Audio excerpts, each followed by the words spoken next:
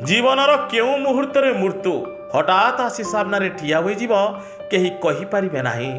वर्तमान समय देखा जाउछि कि दुई चकिया जानर चालक माने स्कूटी और बाइक रे हेलमेट ओढ़ाई मुंडरे हेलमेट न पिंधि बाइक और स्कूटी चालना करुथिबा समय दुर्घटना हेले चालकर मृत्यु किंबा अपंग हो जाउछंती।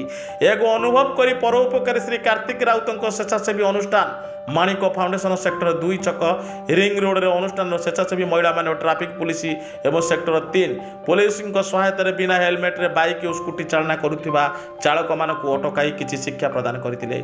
18 वर्ष बयस होला परे उपयुक्त गाड़ी चालना लाइसेंस प्राप्त करी अधिकतम 2 जन और उभय मुंडरे उपयुक्त हेलमेट पिंधि गाड़ी चालना करंतु। गाड़ी चालना समय मोबाइल रे कथा हुंतु नाही। मद पी गाड़ी चालना करबा मना। द्रुत गति रे चालना करंतु नाही। ट्राफिक रो समस्त नियम सठिक भाव में पालन करंतु।